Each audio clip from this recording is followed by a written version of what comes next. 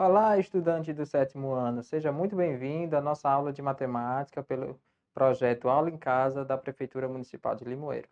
Hoje você acompanhará comigo mais uma aula de matemática, agora trabalhando a operação de multiplicação e divisão com números inteiros. Então, para iniciarmos nossa conversa, nós vamos nos debruçar, nos deleitar um pouco sobre um probleminha que envolve a ideia de gincana. Acompanhe. Em uma gincana escolar foram designadas 10 provas. A cada prova realizada com êxito, a equipe era bonificada com 2 pontos. E a cada prova não realizada, a equipe perdia 3 pontos. Na tabela abaixo, mostra a quantidade de provas que cada equipe realizou ou não com êxito. Então, nós temos 3 equipes, amarela, azul e verde. A amarela realizou 6 tarefas com êxito, não realizou 4. A azul realizou 7 e deixou de realizar 3. E a verde realizou 5 e deixou de realizar 5. Então, ao final, pergunta-se qual a pontuação final de cada equipe. Vamos ajudar a resolver esse problema? Então, vamos lá. Vamos organizar, né? Resgatando um pouco aquilo que foi colocado no problema, né? A gente precisa descobrir qual a pontuação de cada equipe. Então, vamos começar primeiro pela amarela. Ó, a equipe conseguiu realizar 6 provas. Cada uma dessas provas, ela foi bonificada com 2 pontos.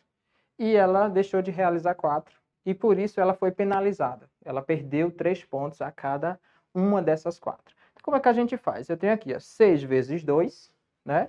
E 4 vezes menos 3, porque o menos 3 representa um valor que foi perdido, no caso, que será descontado. Então, a gente faz aqui, ó, 6 vezes 2 dá 12. E quando eu multiplico 4 vezes menos 3, isso vai dar menos 12. Né? Ou seja, eu coloquei menos 3, menos 3, menos 3. Quando a gente adiciona números com o mesmo sinal, repete sinal e soma. Então, mais 12 menos 12, a gente observa que isso é igual a 0. Por quê? Porque eles são opostos, né? Então, de 12 eu tiro 12, o que sobra? 0. Olhando para a equipe azul agora, eles executaram com êxito 7 provas, né? E para isso eles ganharam 2 pontos. Deixaram de realizar 3 e em cada uma dessas 3 ele perdeu 3 pontos. Como é que a gente pode calcular isso? Primeiro a gente multiplica 7 vezes 2 e depois a gente multiplica 3 vezes menos 3. 7 vezes 2 vai dar 14 e 3 vezes menos 3 vai dar menos 9. O que é que eu tenho aqui? 14 mais menos 9. Como a gente viu na aula anterior, quando a gente tem números com sinais diferentes, a gente subtrai e conserva o sinal do número que possui o maior valor absoluto. Então, nesse caso, eu tenho 14 menos 9, que isso vai corresponder a 5. A equipe verde, por sua vez, ela perdeu 5 pontos e também, ou melhor, executou 5 provas e deixou de realizar 5 provas. Então, 5 vezes 2, que é a quantidade de pontos bonificados, vai dar 10, e 5 vezes menos 3, que vai dar menos 15, né? Então, aí a gente tem uma outra situação, 10 menos 15 é igual a menos 5, porque de 15 eu tiro 10 e vai sobrar 5. Como 15 é negativo, a gente permanece a mesma natureza. Observe que a gente, para designar a multiplicação, estamos utilizando um pontinho e não um x. Tá? Então, a partir de agora, nós vamos utilizar essa nomenclatura. Prosseguindo. Alguns aspectos importantes que a gente pode observar, né, a gente pode trazer para explorar a partir daquilo que a gente fez. Por exemplo, a multiplicação de 2 números inteiros positivos. Como é que a gente faz isso, né? Quando eu multiplico 6 vezes 2, 7 vezes 2 e 5 vezes 2, os resultados foram todos positivos. Ou seja, quando eu estou multiplicando 2 números positivos, né, inteiros nesse caso, o resultado vai ser também um número inteiro positivo. Uma outra situação que a gente viu, que a gente percebeu também na nossa resolução. Quando a gente multiplica um número inteiro positivo por um número inteiro negativo, o que é que a gente obtém? Olha, 4 vezes menos 3 deu menos 12. 3 vezes menos 3 deu menos 9. Quando fizemos 5 vezes menos 3, deu menos 15. Observe que o resultado, em todas as situações, ele foi negativo. Né? Menos 12, menos 9, menos 15. que implica dizer que quando eu estou multiplicando um número inteiro positivo com um número inteiro negativo, o resultado dessa multiplicação será um número inteiro negativo.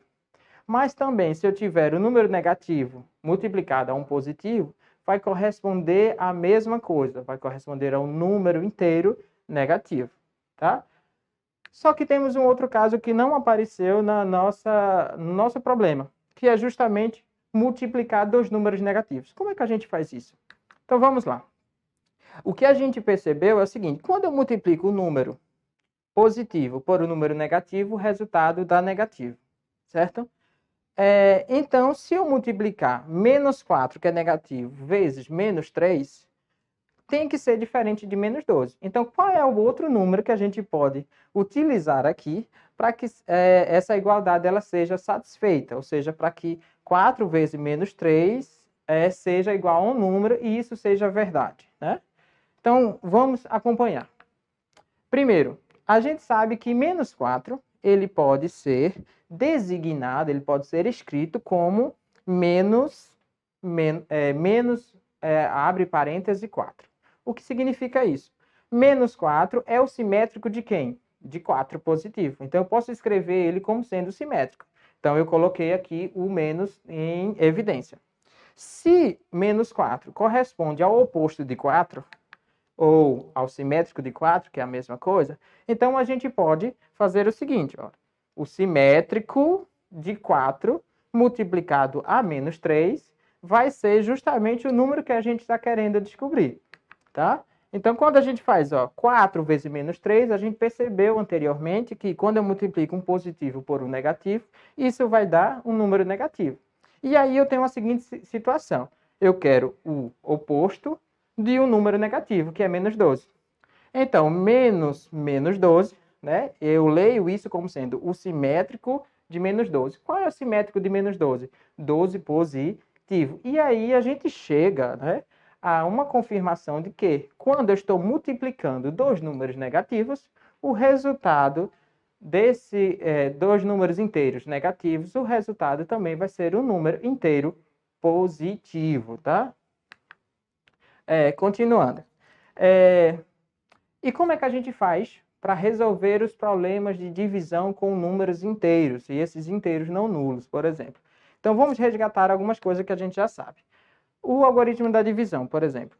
Pegamos uma situação, 28 dividido para 5. Como é que a gente faz isso? A gente pega 28, divide para 5, vai dar 5. Então, 5 vezes 5 dá 25. Eu retiro esse 25. Ou seja, de 25 para chegar a 28, quanto é que falta, né? Então, isso me constitui o resto. Então, quando eu divido 28 por 5, dá 5 e sobram 3.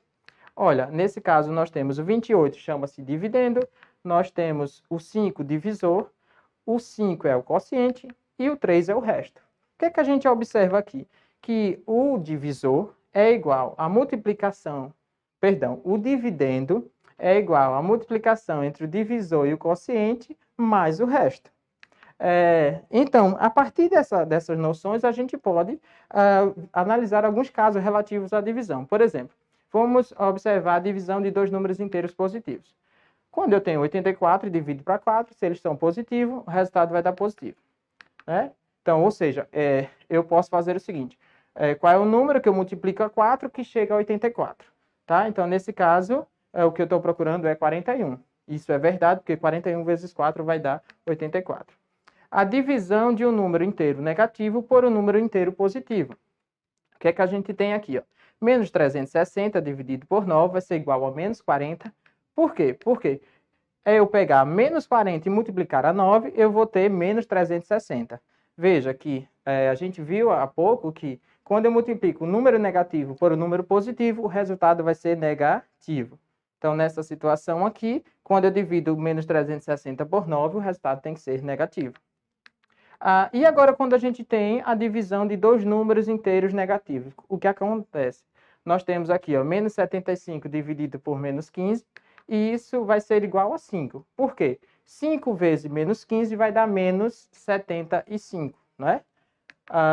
Ou seja, o que é que a gente pode concluir disso tudo? Que as regras associadas ao uso dos sinais na multiplicação e divisão de números inteiros são as mesmas.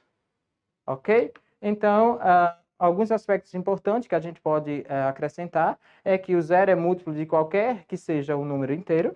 Então, ou seja, se eu multiplico um número negativo por zero, vai dar zero. Se eu multiplico um número positivo por zero, também dá zero. E não é possível a gente realizar nenhuma divisão por zero. Ou seja, menos 75 dividido por zero, isso não existe. E um número positivo dividido por zero, isso também não existe. Portanto, pessoal, a gente fica por aqui. Na próxima aula, a gente espera você para mais um conteúdo de matemática. Até mais.